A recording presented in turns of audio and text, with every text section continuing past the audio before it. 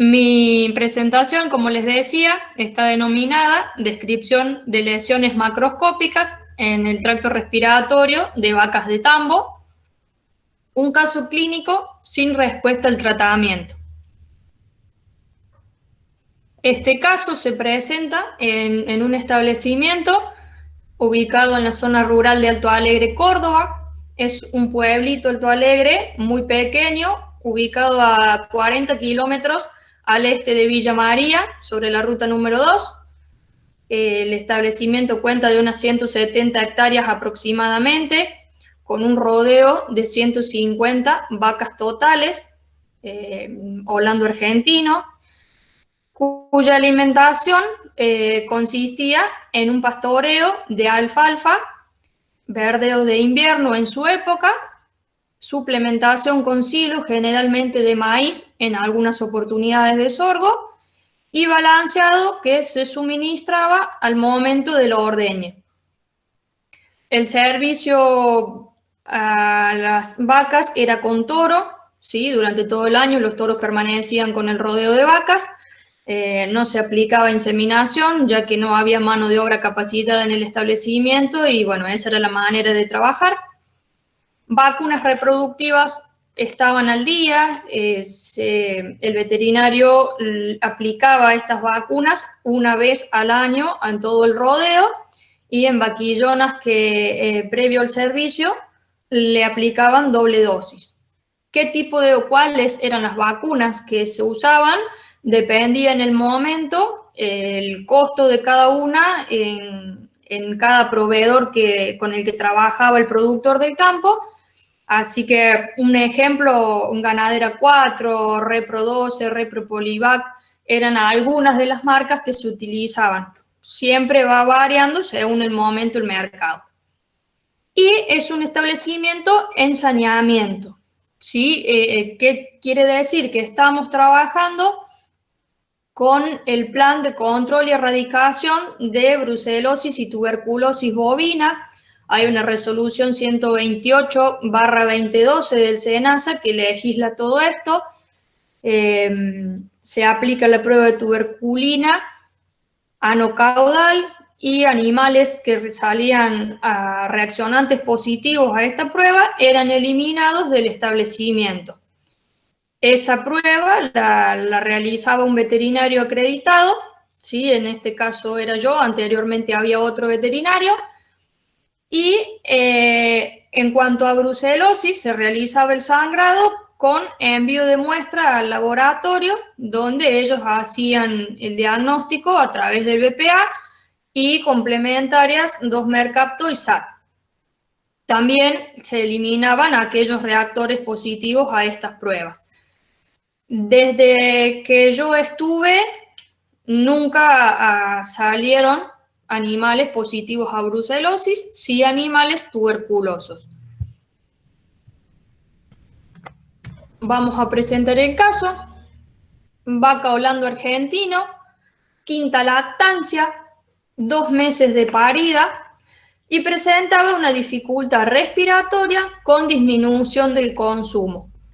Y el personal tambero también notó la disminución en la producción. Esta foto es una imagen ilustrativa, ya que al momento de la consulta parecía un caso más de otros y bueno, no se tomaron fotos, así que busqué lo más representativo a ese momento. Se procede a la inspección clínica. En ese momento el animal no presentaba aumento de la temperatura. Cuando se lo ausculta, no presenta sonidos patológicos, ni a nivel pulmonar, ni a nivel cardíaco. Sí había un aumento de la frecuencia respiratoria y sus flancos tenían un movimiento importante, o sea, estaban trabajando más la pared abdominal que la cavidad torácica en cuanto a respiración. Y el animal presentaba una posición ortopneica cada vez más acentuada. Ante esa situación, llegamos a diagnósticos presuntivos. Dentro de ellos tenemos neumonía, por la presentación y el aumento de la frecuencia y las posiciones que tomaba el animal. Mastitis. ¿Por qué la mastitis? Porque es un animal 2 meses de parido, está llegando a su pico de producción láctea. Cualquier mala maniobra en el ordeñe o posordeñe podía llegar a generarme una inflamación de la glándula mamaria, por eso la tomamos. Metritis, endometritis por el tiempo que llevaba de parida, pero teniendo en cuenta que era cuello cerrado porque no presentaba ninguna secreción vulvar. Entonces, en primer momento puede llegar a ser de esa modalidad. Y reticulopericarditis traumática. Si bien esta enfermedad suele presentarse no tan lejano al parto, sino más tardar un mes, la tomo en cuenta porque tengo un historial de ese establecimiento, porque mi papá veterinario era el veterinario actuante anterior a mí, y tuvimos varios casos de esta enfermedad. Acá les paso a mostrar varios elementos punzantes que nos han producido esta patología en este establecimiento. Raro porque no se alimentaron en ningún momento con fardos de decir que quede alguna porción de alambre, pero bueno, es un campo que una vez al año un animal con reticulopericarditis teníamos seguro y era un desafío encontrar el elemento punzante que generaba este trauma. Por eso es que lo consideré en algún momento teniendo en cuenta esa historia.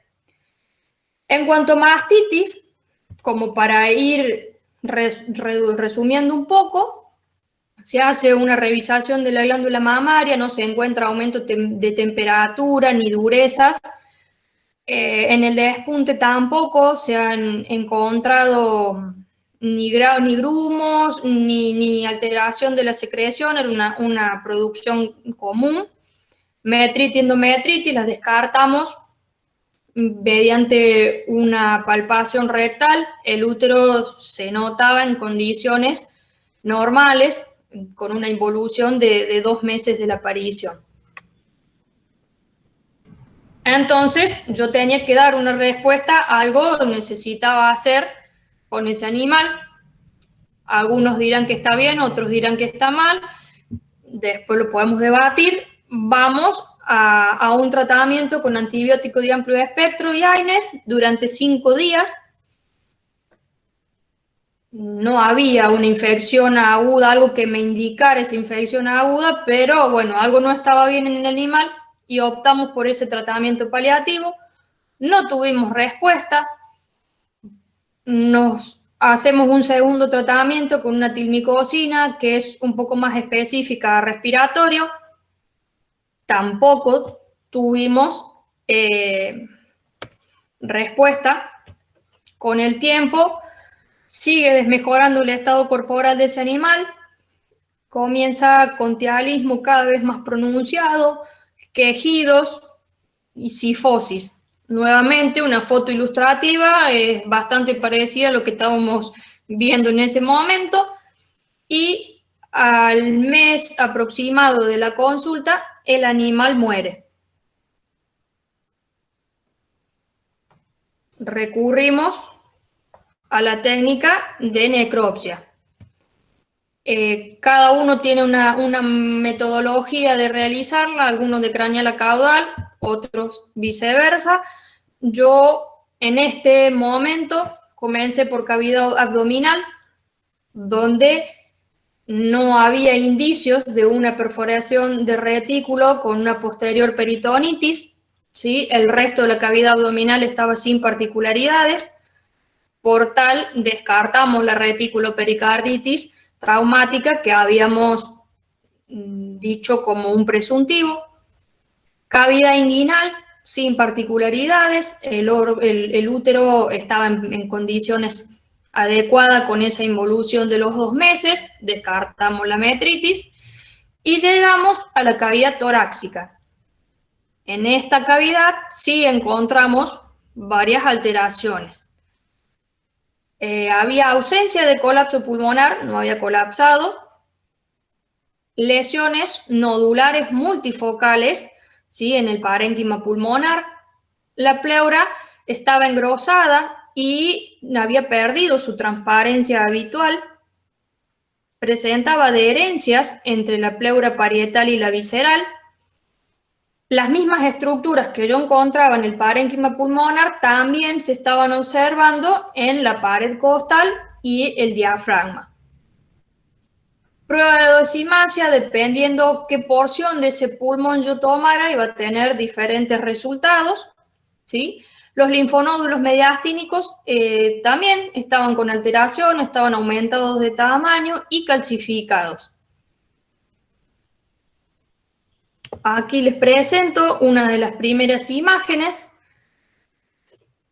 Se pueden observar un exudado cero sanguinolento, ¿sí? Por extravasación de glóbulos rojos.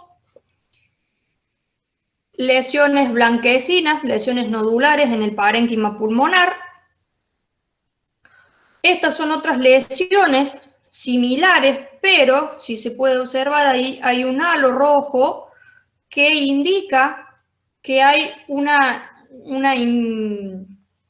reacción inflamatoria, ¿sí?, más activa, como indicando una lesión más nueva, ¿sí? Que estas, que están más blanquecinas.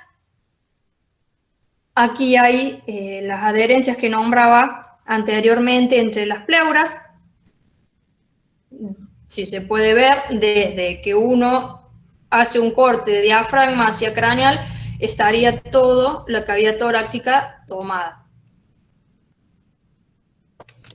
Este tipo de lesiones que yo observaba a la palpación, algunas eran de un centro más blando y otras con un centro más duro, como calcificado, ¿sí?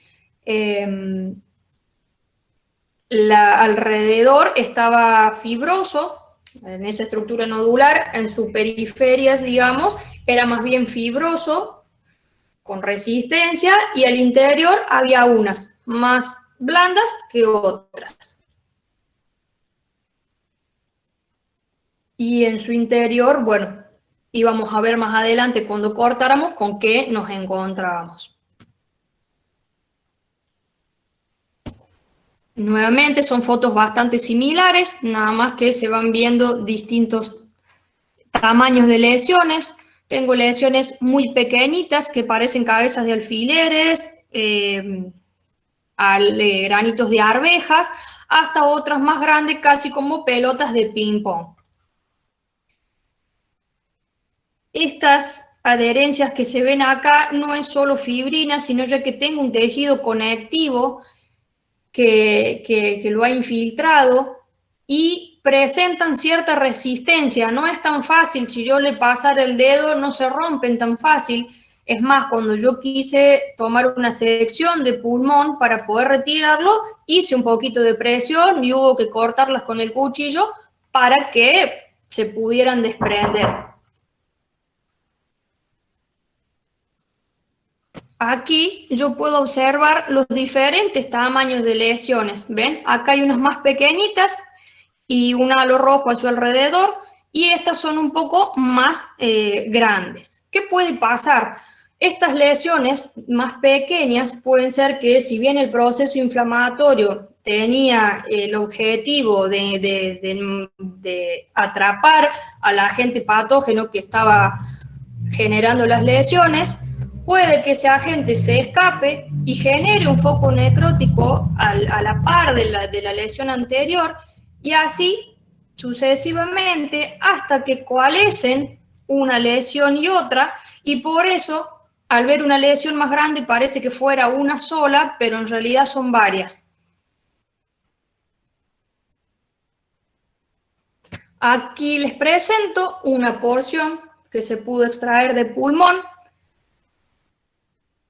Como se observa, hay una opacidad importante de la pleura. No puedo ver el parénquima perfectamente como lo haría en un pulmón normal. Acá hay partes de parénquima bastante normal que se han hundido porque colapsaron. Hay porciones más pálidas y crepitantes con enfisemas. y otras partes sobrelevadas respecto a ese parénquima, que son las lesiones nodulares de las que venimos hablando. ¿Por qué ese enfisema? Puede haber sido que en esas porciones de parénquima normal que estaba funcional todavía, ante alguna inspiración forzada que realizó el animal, ese aire que entró rompió tabiques interalveolares y se formaron las hullas, que es ese acúmulo de aire que no va a salir fácilmente en una expiración. Cuando yo tomo una porción enfisematosa, en el caso que quisiera hacer una prueba de dosimasia, ese pulmón enfisematoso va a flotar por sobre el nivel del agua, ¿sí? Donde yo lo ponga en ese vaso una porcioncita pequeñita de 1 por 1, va a flotar por sobre el nivel del agua, porque va a tener mucho aire extra. El parénquima normal, que es muy poco lo que quedaba de parénquima normal, va a quedar flotando, y las partes de las lesiones propiamente dichas se iban a hundir.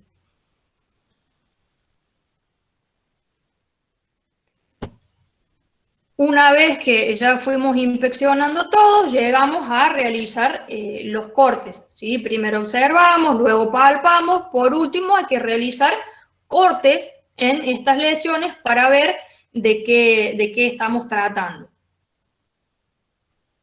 En la foto de la izquierda, yo tengo una lesión a la cual clasifiqué como una lesión blanda, ¿sí? Y dentro de las lesiones nodulares que estudiamos en patología, nosotros tenemos 5 tipos para diferenciar. Dentro de ellas tenemos un hematoma, que es una cavidad neoformada, en cuyo interior se va a encontrar contenido sanguinolento, ¿sí? Que se da por ruptura de algún vaso por distintas cuestiones, y que en principio a la palpación va a ser firme por la presión que está ejerciendo ese contenido, y con el paso del tiempo va a cambiar de coloración de un rojo brillante a un marrón negruzco y se va a poner friable. Cuando yo lo apriete se va a ir desarmando. Otro tipo de lesión nodular que yo tengo para diferenciar con estas que están aquí son los quistes, y tenemos 2 tipos: quistes parasitarios, ¿sí? Y quistes glandulares. Los quistes glandulares van a tener una cápsula, y en su interior van a contener el contenido, va a ser la misma secreción que posee esa glándula. Y en el caso de los quistes parasitarios, también es una cavidad que va a tener una cápsula con líquido, y en su interior van a estar los estadios infestantes de cierto parásito. En este caso, también descartamos, no consiste en un quiste. La tercera que tengo para diferenciar es un tumor, ¿sí? Que es netamente, su contenido celular, y puede ser superficial o se puede ir invaginando a nivel de parénquima. En este caso, evidentemente en el corte no era celular, ¿sí? Sino que se ve con otro tipo de contenido. Y las últimas 2 opciones que yo tengo es un absceso y un granuloma, que puedo diferenciarlo al momento del corte. ¿Por qué? Porque el absceso, ¿sí?, va a presentar una membrana piógena y en su interior va a presentar pus. Si bien puede estar más o menos deshidratado, y al estar más deshidratado puede confundirse con un granuloma, ¿sí? Cuando yo realizo el corte y realizo presión sobre esa estructura nodular, debería eliminarse completamente ese contenido, ¿sí? A diferencia de un granuloma, que cuando lo corto y realizo la presión, como es en esta foto, el contenido queda adherido. Es muy poco lo que resume, sino que queda adherido a esa pared por la estructura que tiene, ¿sí? Tiene un tejido conectivo y un conjunto de células epitelioides y gigantes que se van agarrando junto con macrófagos y me impiden que se libere ese contenido fácilmente. Si yo al tacto, este tipo de lesión granulomatosa, ¿sí? Más a granuloma, es más pastoso, con aspecto de ricota, ¿sí? Más granular. En cambio, los abscesos son más bien parecido a una mayonesa, más blandito, más suave, no tan granular. En el caso de que yo siguiera con dudas porque son muy deshidratados los dos, absceso y granuloma, y aún me quedan dudas, yo puedo hacer un histopatológico y ver qué células predominan, ¿sí? En ellos, o una inmunohistoquímica marcando el agente etiológico en cuestión y ver si me reacciona o no con esa inmunohistoquímica. Con toda esta explicación y este conocimiento, yo decido que esto es un granuloma y no un absceso. Si ustedes ven a la derecha, yo digo acá una lesión dura. Si estuviera Raúl con el micrófono abierto, me diría que las lesiones no son duras porque duras son los huesos. Eso no me lo olvido nunca de la clase de patología. Pero ¿por qué yo la describo como dura y no firme? Si bien duros son los huesos y el resto de las estructuras son firmes en el caso que presenten una resistencia, al momento en que yo palpo estas estructuras son duras. Y cuando yo las golpeo con el cabo del cuchillo, ¿sí? Parecía o me daba la sensación como que había agarrado una piedra, le había puesto un trapo encima y golpeado sobre eso. Esa era la sensación que yo tenía. Y al momento del corte, cuando yo realizo la incisión, hacía de cuenta que cortaba vidrio molido, ¿sí? Por eso yo acá decido poner dura porque tienen un grado de calcificación ese tipo de lesiones. Algunas, como la de la izquierda, eran blandas y con un contenido gaseoso un poco más o un poco menos deshidratado, y la lesión de la derecha como calcificada ya. Entonces, con toda esta descripción macroscópica que yo hago del animal, era evidente que ese animal estaba cursando un cuadro respiratorio, como me lo indicaba la clínica. Patológicamente, ¿cómo la denomino? Una pleuritis y neumonía granulomatosa, multifocal generalizada y crónica. Como había compromiso de los linfonódulos regionales, la denomino también adenitis granulomatosa crónica. Y hay un proceso de calcificación. ¿Y por qué hago hincapié en este proceso de calcificación? Porque también es una ayuda que yo tengo para diferenciar entre el absceso y el granuloma. ¿Por qué? Porque si bien en una necrosis hay una disminución de pH y eso hace que el calcio precipite, no en todos los abscesos es posible esta acción y sí en todos los granulomas lo voy a encontrar. Entonces eso es una ayuda más para yo definir qué es granuloma y no absceso. Y bueno, la pregunta ahora es: ¿cuál es el probable agente causal que a mí me está generando la lesión que estoy viendo en este animal? Para eso les cuento un poquito la epidemiología de este establecimiento. Yo les dije que estábamos en saneamiento, trabajando bajo la resolución 128/2012, donde realizamos la prueba de tuberculina anocaudal, que es la prueba de rutina que se realiza para sanear este establecimiento, en que consiste en levantar la cola del animal para que se forme el pliegue anocaudal interno. Vamos a utilizar de ese animal. Vamos a colocar una inyección de PPD bovina, ¿sí? Es un reactivo de tuberculina, se aplica 0,1 mililitro. Lo más perpendicular posible a ese pliegue anocaudal, vamos a incidir con la aguja, vamos a retirar un poquito y se aplica intradérmicamente, ¿sí? Previa a esa inoculación, deberíamos realizar una medición de ese pliegue para utilizarla en la lectura posterior. En caso que sean muchos animales, para que esto sea un poco más operativo y más simple, podemos considerar como que el pliegue mide 3 milímetros previo a la inoculación, porque prácticamente el 100% de los animales esa es la medida que tiene, trabajando en vaca adulta, ¿verdad?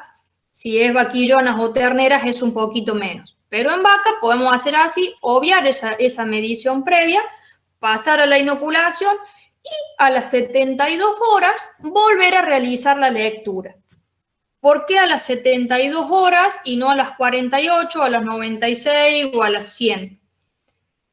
Porque ese es el tiempo que demora esta reacción en expresar su máxima potencialidad, digamos, ¿sí? A las 72 horas es cuando el animal presenta la mayor reacción. ¿Qué tipo de reacción? Es una respuesta inmunológica específica de hipersensibilidad tardía, tipo 4, mediada por células, ¿sí? Linfocitos. Si yo lo leo mucho antes, va a haber animales que están enfermos y yo no los voy a detectar porque todavía no alcanzó el pico de la reacción. Lo mismo sucede si paso mucho tiempo sin y vengo a leerlo. Puede que por alguna circunstancia, no sé, se pone a llover torrencialmente todo el día y no se puede realizar a las 72 horas. Hasta 24 horas el plan lo permite siempre y cuando uno aclare o especifique tal característica en el protocolo que se va a entregar luego a SENASA. Dentro de esas 72 horas yo vuelvo a realizar la lectura. Esa lectura es, levanto nuevamente la cola del animal para que se vuelva a formar el pliegue y ahí voy a obtener voy a tener dos opciones, o el reaccionante negativo o reaccionante positivo. En realidad, animal negativo o animal reaccionante. El animal negativo es aquel que no me presenta una reacción a la prueba de tuberculina en ese momento. ¿Sí? Ya después vamos a ver por qué es así. Y después la otra posibilidad es el animal reaccionante. Y dentro del animal reaccionante tenemos dos posibilidades, que sea reaccionante sospechoso o reaccionante positivo. ¿Dónde obtengo estas tres categorías? ¿En base a qué? A la medición del mismo pliegue que yo había medido, o supuesto que eran de 3 milímetros, lo mido después de la inyección. Y aparte de la medición, yo necesito realizar una palpación. Palpación de que de ese pliegue en búsqueda de una pápula, ¿sí? Que se forma, como la que tenemos en la imagen de la foto, ¿sí? Porque una pápula, porque es una reacción celular y va a estar fría, ¿sí? Y a la consistencia que yo voy a tener, es como que yo estiro mi mano y presiono acá, esa es la consistencia, porque es algo celular, no es edema, no es líquido, es celular, ¿sí? Las mediciones de esa lesión que yo voy a obtener me van a clasificar estos animales. Si la diferencia de medición entre el pliegue antes de la inoculación y después de la inoculación es menor a 3, el animal es negativo. Si la diferencia es más de 3 o menos de 5, ese animal es reaccionante sospechoso. Y si la diferencia de las mediciones es de 5 o mayor a 5, el animal pasa a ser reaccionante positivo. ¿Y qué hago con eso? El que no me reaccionó significa que puede quedar en el establecimiento negativo hasta el momento. El reaccionante sospechoso, yo puedo hacer una nueva prueba, pero recién a los 60 días, ¿sí? De los 60 días en adelante. Antes no lo puedo hacer porque queda una desensibilización local, entonces me va a seguir dando o negativo o sospechoso, más bien negativo. Y el animal que me dio reaccionante positivo es un animal que se debe ir del establecimiento, ¿sí? tengo como máximo 30 días para eliminarlo. Lo antes que yo lo elimine es mejor para el establecimiento porque ese animal no va a estar eliminando los agentes tuberculosos y contaminándome el ambiente. En caso de que ese animal no pueda ser eliminado inmediatamente, va a quedar aislado del resto de los animales. Pero yo no lo puedo dejar, en este caso, como es una vaca de tambo en plena producción, no la puedo dejar aislada en un rincón del campo hasta el mes que viene o hasta el 20, que es la feria. ¿Por qué? Porque me va a agarrar mastitis y se va a agarrar una infección aguda, va a ser peor el remedio que la enfermedad. Entonces, tengo que hacer un manejo especial o diferencial con ese animal. Voy a ordeñar primero el resto del rodeo que me dio reaccionante negativo y al último ordeño estos animales reaccionantes positivos. Debo realizar una desinfección tanto de la sala de ordeñe como de la máquina, ¿sí? Con detergente, agua caliente, cepillos y desinfección con fenol, algún tipo de fenol. Y una vez que ese animal es eliminado del establecimiento, en el potrero que estaba, también darle un descanso de por lo menos 60 días o un poquito más, si es posible roturarlo y sembrarlo, hacer rotación con alguna producción vegetal para tratar de eliminar, evitar la contaminación con este agente. Lo mismo si usaron comederos y bebederos, desinfectarlos completamente. Y la leche tampoco debería ir al tanque del resto de la leche porque es una enfermedad, salvo que no vaya a consumo humano y se realice una pasteurización. Y ustedes me preguntarán, ¿por qué el animal que yo les presente como caso nunca me reaccionó a esta prueba? ¿O por qué ese animal con semejantes lesiones estaba en el establecimiento? Entonces, ahí es donde yo le dije que el animal que me había reaccionado negativo era negativo en este momento, diciendo que no quiere decir que ese animal esté sano, ¿sí? En ese momento no reaccionó a la prueba. Y es ahí cuando surge esta palabra, anergia. ¿Qué es la anergia? Es la falta de sensibilidad intradérmica en la tuberculosis. ¿Sí? O sea, es decir, que el animal en ese momento no me va a reaccionar a la prueba que yo le estoy aplicando. ¿Y por qué? Hay varias de estas causas. Una son severas lesiones o una afección de tipo generalizada que concuerda con el caso que les vengo presentando. Podría haber sido que en el momento que se realizó la prueba de tuberculina, este animal tenía una infección temprana, ¿sí? No alcanzó a pasar el momento de la infección, estaba en un periodo de incubación. Desde que ingresa el agente, demora entre 30 y 50 días, ¿sí? Para poder presentar una respuesta a esta prueba. Puede haber una desensibilización local o una desensibilización general. Pueden ser causas fisiológicas, inmunosupresión, administración de dexametasonas o corticoides que es común utilizar en los campos, también me puede llevar a una anergia en este animal. Y falta de nutrición proteica combinado con una preñez avanzada o lactación también me pueden provocar este tipo de anergia. Con la clínica y la anatomopatología obtenida al momento de la necropsia y con esta epidemiología que se suma a todo el combo, llegamos a la conclusión de que el diagnóstico es una tuberculosis con ingreso vía aerógena, ¿sí? Provocada por Mycobacterium bovis. Algo muy importante para recalcar en esto es que es una enfermedad zoonótica, ¿sí? O sea que debemos preocuparnos no solo por las demás vaquitas del señor productor, sino también por el personal que está trabajando en ese establecimiento.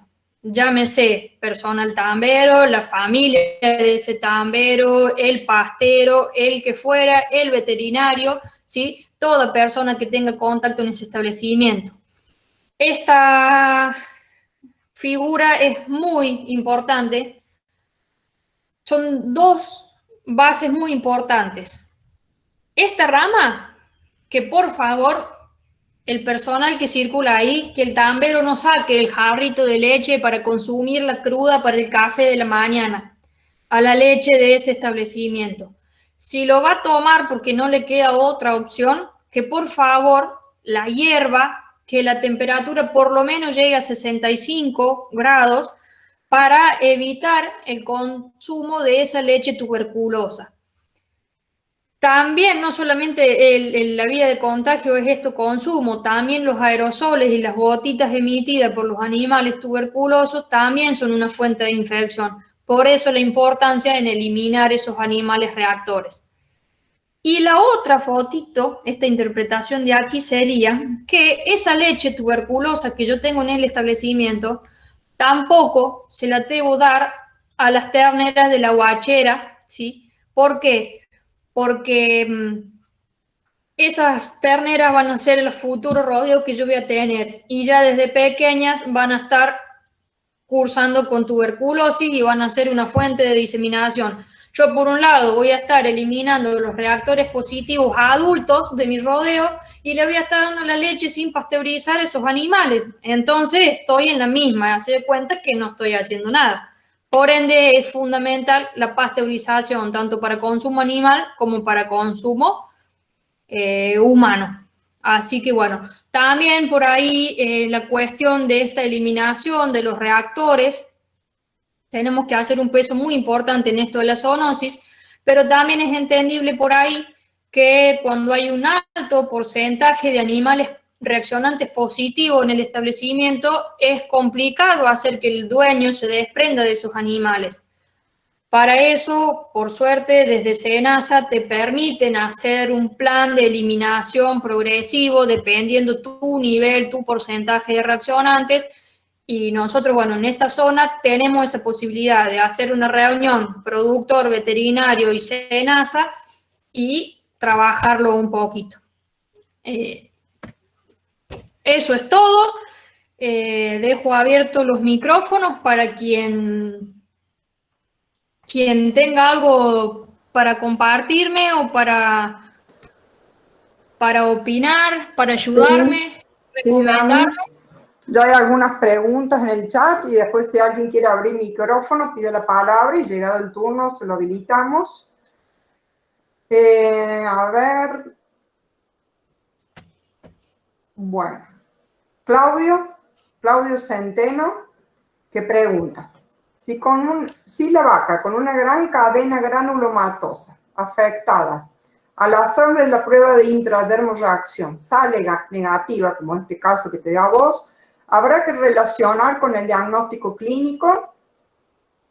Sí, netamente sí. Y algo que me olvidé de decir es que no siempre se concuerda la reacción que vos obtenés en la intradérmica, ¿sí? Suponte vos tenés un animal reaccionante positivo como el de la foto, no quiere decir que vos, ese animal va a ir a frigorífico directo, es la única salida que tiene, y en el frigorífico se hace toda una inspección minuciosa porque va con un certificado especial ese animal que es tuberculoso para una mejor inspección y no siempre se encuentran lesiones. Por eso no concuerda siempre un reaccionante negativo y nos encontramos con esta anatomopatología, como a su vez tenemos animales súper reaccionantes, con una diferencia de 20, 15, 18 entre pliegue, entre medición y medición, y después van al frigorífico y no encuentran ni siquiera un ganglio, o te decomisan solamente una porción y no un animal completo. Desde que yo estoy y mandamos animales a faena, nunca tuve un llamado a decir, bueno, el animal se decomisó completo, hubo que decomisar media res, nunca. O sea que, bueno, eso también es complicado para el momento de hacerle comprender al productor el por qué le decimos una cosa o la otra. No sé si se responde bien. No te escucho, tenés el micrófono cerrado. Claro, sería importante que lo haga. Dice Micaela Cruz, si a los sospechosos se le vuelven a repetir la prueba a los 60 días, vuelven a dar entre 3 y 5 centímetros, ¿cómo lo consideras? ¿Y qué harías en este caso? Vuelve, hay un tema que vos entras, que habría que releer la resolución, pero puede ser que toda su vida siga como un animal sospechoso, entonces vos armas un rodeo sospechoso y entras a trabajar con la epidemiología del ingreso de animales de otro rodeo, no. Puede ser, y hay una parte específica de la resolución que no la recuerdo bien, si alguien la tiene más fresca, pero hay uno que es posible que tras repetidas te quede así. Podríamos hacer un diferencial con otro agente, O la no sé, prueba, lo que me comentabas vos de la prueba del cuello, de la la tabla prueba del cuello. cervical comparada con el Mycobacterium avium, en el caso que haya una reacción cruzada, nunca la hice y bueno, no tuve caso de que me dé sospechoso y sospechoso. Un detalle que tampoco lo dije, ahora me lo hacen recordar, que cuando vos estás en un establecimiento y tenés animales, en principio hay un par que son reaccionantes sospechosos. Cuando yo obtengo un reaccionante positivo, con uno solo que yo tenga positivo, todos los sospechosos pasan a considerarse reaccionantes positivos también. Bien. La única manera de que no es que toditos sean sospechosos. Con que uno solito quede positivo, caen en la misma bolsa y deben eliminarse todos juntos. Exactamente. O sea, esto tratando de evitar la diseminación, ¿no es cierto? Sí, exactamente. Bien. Escritas, no hay más preguntas. Hay más abajo. Bien. Dice Claudio Centeno, dice, ¿a cuánto porcentaje de prevalencia de tuberculosis en un tambo hay tuberculosis abierta? O sea, drenando bacilos. Si querés abrir el micrófono, Claudio. Por favor, si hay alguien que me ayude. Sí, ¿querés decir algo más al respecto? ¿De dónde sos, Claudio? A lo mejor estás con el celu o estás trabajando y no puedes hablar, decinos por el chat. ¿Le llamás vos tuberculosis abierta? O sea que están drenando las estructuras nodulares. ¿A eso te refería? ¿Hay diseminación? No te entiendo la pregunta. Valencia de tuberculosis en un tambo. Sí, no sé si está el Tati, que es más experto y nos puede dar una mano. Creo que está el Tati por ahí. Sí. Acá andamos. Hola, Tati. Hola, Tati. Bueno, ¿cómo le va? Bueno, participo un poquito. Ante todo, felicitaciones, Dani. Me gustó muchísimo el enfoque que le diste. Rescataste realmente la patología que tanto esfuerzo cuando estudiábamos nos costaba enganchar y bueno, por ahí hacer, también transmitirlo a los estudiantes, que bueno, la patología para campo es una herramienta muy útil. El que conoce, que más o menos se acomoda con la patología, siempre le decimos saca un poquito la cabeza, porque es una herramienta más que tenés. Y a veces la única herramienta que tienen los veterinarios a campo. Uno lo ve a eso muy común y bueno, y como te pasó a vos en este caso. Es un caso muy interesante y todo, pero hasta ahí llegaste, digamos, ¿no? Porque los pasos siguientes, hacer histopatología, hacer cultivo, hacer y demás, muchas veces es complicado, el dueño muchas veces no quiere poner un directivo, como estás solita, como te tocó ahí, adelante de eso, tomar una decisión de qué era y qué hacer. Por eso, y además me gustó muchísimo la presentación, viste mucho, tiraste muchos conceptos, no solo desde la teoría, sino la práctica, manifestando qué es lo que te dicen los productores y por lo menos comentaste cómo te parás adelante de un productor y decisiones que a veces tenés que tomar y hacerle tomar a él. Dos o tres comentarios nomás de esto que preguntan sobre si hay un porcentaje de tuberculosis para el cual le dicen las lesiones abiertas. Eso no hay, no tenemos, o sea, muy bien vos dijiste, Vos a veces vas a un tambo y a lo mejor te da un 10% de prevalencia y podés seguirlo al frigorífico y te encontrás con lesiones cerradas y bueno, y son lesiones que nunca hicieron una tuberculosis pulmonar, sobre todo abierta, para estar eliminando. O sea que no tenemos esa referencia que ahí preguntaban. Sí, uno puede presuponer que en el caso este tuyo, que vos mostraste, da la idea que ahí la tuberculosis viene de mucho tiempo, por lo menos lo que vos comentaste, ¿no es cierto? Y casi que puede haber pasado que haya animales que hayan quedado, por una u otra cosa, hayan quedado, que hayan sido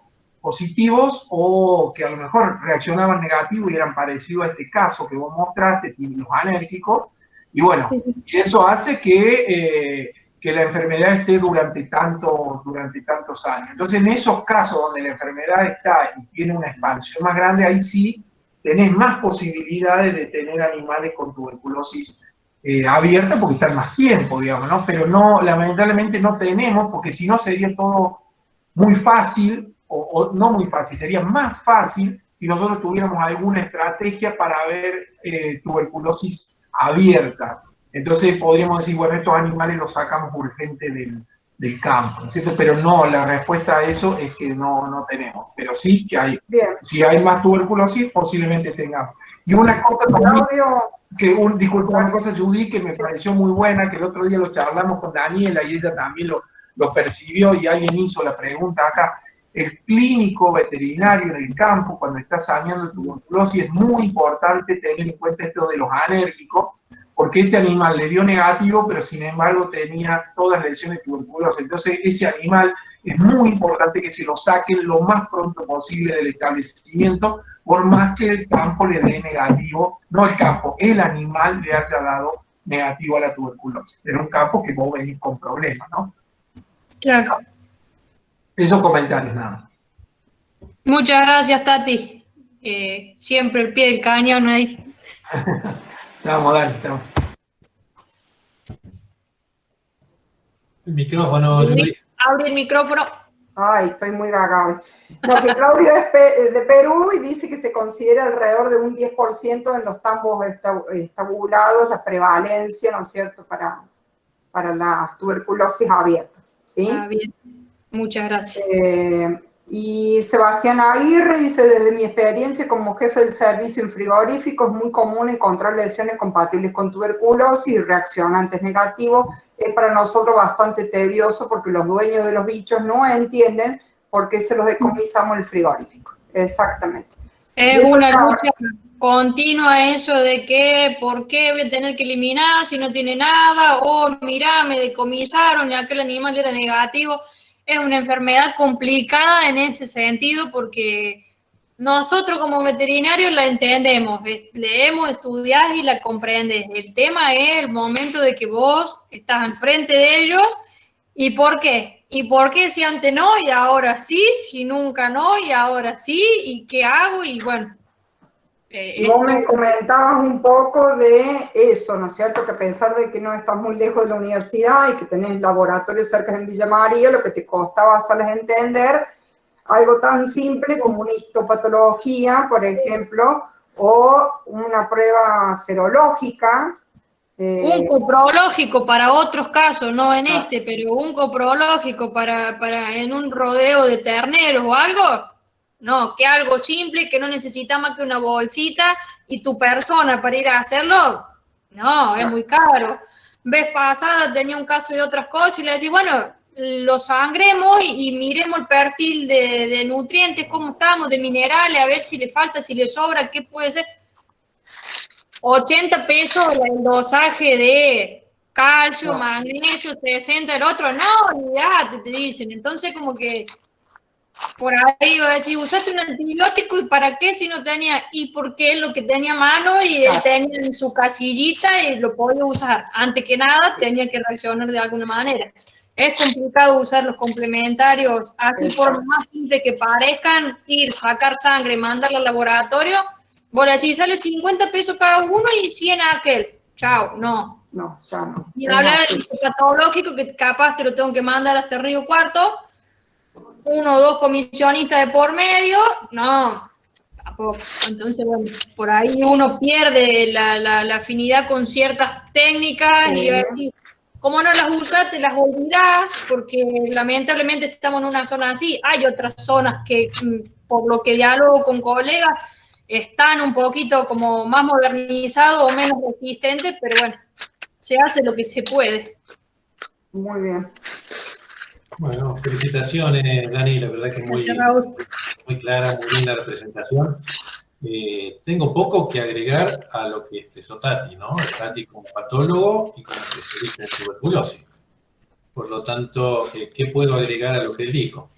Pero verdaderamente la manera en que lo planteaste justamente me parece que es a lo que queremos hacerle llegar tanto a los profesionales veterinarios como a los estudiantes, ¿no? Es decir, el hecho de que la herramienta de la patología es útil tenerla siempre a mano, sobre todo en estos casos de la clínica.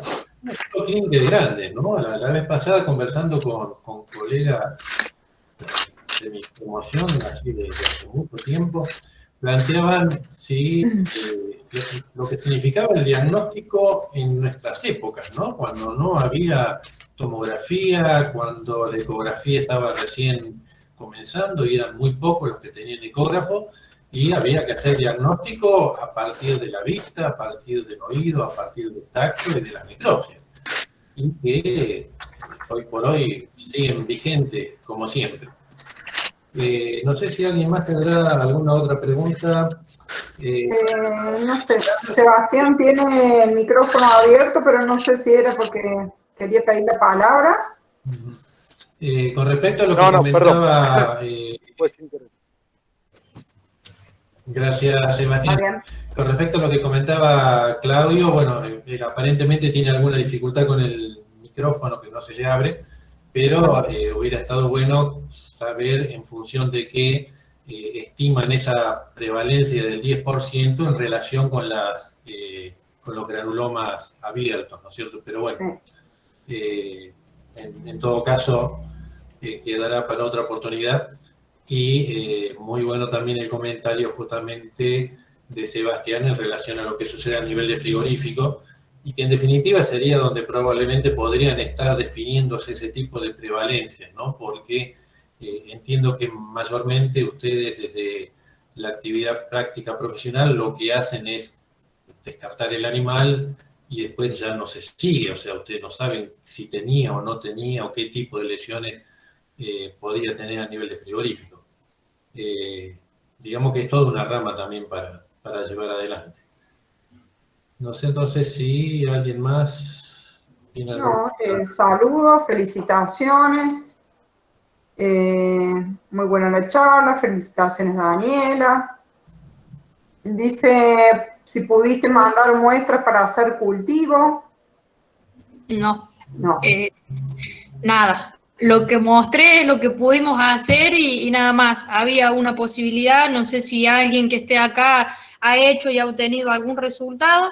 Desde mi caso, no. Solamente la clínica, que como decía Tati, es muy importante en estos casos, y lo que uno ve, palpa y corta en una necropsia. Es lo que tengo. Dani. Bueno, Dani, está bárbaro porque la idea es que vos justamente revalorices esto que alguna vez estudiaste en patología y como charlamos en algún momento es una herramienta más. No es la Biblia, es una herramienta más y bueno, habrá médicos veterinarios que tienen acceso a pruebas diagnósticas, a PCR o aislamiento. Sabemos por Tati que el cultivo no es tan sencillo. Incluso casi se hace en investigación y así mismo es difícil realizarlo, pero bueno, me parece que lo rico es mostrar también tu experiencia y tu realidad, que es lo que nos interesa mostrarle por ahí a nuestros alumnos, ¿sí? Que es lo que se van a encontrar. Sí, porque por ahí uno sale con que vamos a hacer PCR, que vamos a hacer inmunohistoquímica, que tenemos esto, que tenemos aquello, y me ves a mí un cuchillo, un chiral, yo, mis botas, mis guantes y acá estoy. Y bueno, y después teléfono amigo a los que saben y a los que me ayudan, más de una vez, che, tengo esto, tengo aquello. Hay veces que podés sacar fotos porque tenés a alguien, hay veces que tratás de no ensuciarte una mano para poder sacar fotos vos, tratando de que no se te caiga la cámara o el teléfono adentro del animal, y bueno, se hace lo que se puede, y bueno, es la realidad que nos toca. Es así. Un comentario, Dani, me voy a defender. Duras y firmes. No es que no exista la consistencia dura. Uno habla de consistencia dura comparándola justamente con los huesos. Con el Pero hueso. de hecho existe, ¿no? Es decir, vos ves dejando de lado la calcificación, una litiasis. También vas a encontrar una consistencia dura porque de hecho está teniendo una piedra ahí adentro. Una piedra ahí. Claro, es decir que en definitiva lo de duro es en términos comparativos, no es sí, que sí, no, sí. no se den No eso. olvidar nunca. Por favor, que lo duro es como el hueso, ¿no? Siempre. Dani, me sumo a las felicitaciones. La verdad que más allá del uso de la patología, que como estabas mostrando vos como herramientas, te felicito por lo didáctica que fuiste para transmitir las ideas. Siempre te caracterizaste por ser muy clara al tener una idea y al transmitírsela a otro. Eso lo seguís manteniendo, lo seguís hasta puliendo. Cada vez tus ejemplos son más sencillos y claros, que no es fácil de lograr. Así que bueno, te felicito porque es sumamente interesante lo que contaste y cómo lo contaste. Gracias. Bueno, muchas gracias. Y gracias a ustedes porque sin ustedes acá no hubiese llegado. Han sido un pilar bastante importante, casi el más fuerte que tuve en esos años que estuve allá. Y es más, tengo una llave que no la voy a devolver todavía. Es todo tuyo, Dani, usarla tranquila cuando quieras. Ojalá que pronto puedas visitar. Yo sé que alguien lo buscaba y no lo encontraba y estaba el mismecito de luz con el llaverito eterno ahí. Tenés un obsequio nuestro y la esperanza de que siempre vuelvas, ¿no? Ojalá. Así que nada, bueno, también agradecida y enorgullecida de escucharte y de verte así, crecer de esta manera y de demostrarnos esto que es el objetivo del seminario, usar las herramientas que conocemos, que tenemos a mano, y que vos decís que tomás el teléfono, preguntás, pero interpretás muy bien, haces muy bien tu trabajo y eso es mérito tuyo también. Así que, bueno, como siempre, muchas gracias. Si alguien más quiere decir algo, Erika, veo que activaste el micrófono. Sí, no, agradecerle a Dani, de nuevo, lo mismo que te están diciendo, que siempre, además de que siempre inquieta y siempre dando vuelta por los pasillos y siempre dando vuelta, eso habla de que eras una estudiante inquieta, interesada, motivada, y bueno, y ahora como colega seguís siendo igual, así que bueno, como dice Silvia, un orgullo de haber estado compartiendo con vos esos pasillos. Y muy linda la charla, así que bueno, muchas gracias. Muchísimas gracias a ustedes por haberme invitado y cuando pueda ayudar y devolver algo de todo lo recibido, acá estaré. Un poco más apurada, un poco menos apurada, pero estoy. Cuando pueda colaborar, avisen nada más. Y viste, terminaste haciendo algo que nunca pensabas que era ser docente. Bueno o mal. Pero me gusta. Tuviste una buena experiencia, ¿viste? Me gusta y lo haría todos los días. Si bien uno en el momento dice, ¿por qué hago esto? ¿Por qué reniego? Pero sobre todo hoy era el día de entrega de trabajos y estuviste bastante aceleradas. También, tenía como 150 niños, adolescentes entregándome trabajito, los preceptores llamándome y bueno, zafé. Está bien. No empujen, decís vos, no empujen. Bueno, Dani, me sumo a las felicitaciones, un gusto. Ya saben que cada uno de ustedes es un pedacito nuestro, nosotros le decimos que son nuestros pollitos. Los tenemos desparramados por muchos lugares del país y un poco de la idea de esta charla fue verlos, justamente saber en qué andaban y utilizar ese conocimiento que en algún momento ustedes se llevaron en esa mochila y que en definitiva a nosotros no es muy útil. No es muy útil no solamente para por ahí algún compañero graduado, sino a la hora de, obviamente todo este material lo vamos a usar el año que viene en la docencia. Y yo te decía también que por ahí cuando vea a tus alumnos del último año que están un poco desmotivados, estaría bueno también que le muestres algunos de estos casos, ¿no es cierto?, que los pueden llevar a motivar, a que se pongan las pilas, a entregar las tareas y a seguir estudiando. Y bueno, son nuestro nexo con estos chicos del secundario. Seguramente más de uno vas a motivar para que decida estudiar veterinaria, le vas a contar de los profesores de tercero. Espero que no vengan con el susto que habitualmente vienen, ¿sí? Y bueno, seguro que alguno vas a recomendar para que lo tengamos por ahí vigilado, ¿eh? Bueno, Dani, un gusto, siguen llegando los saludos y las felicitaciones y bueno, nos veremos pronto, no nos perdamos.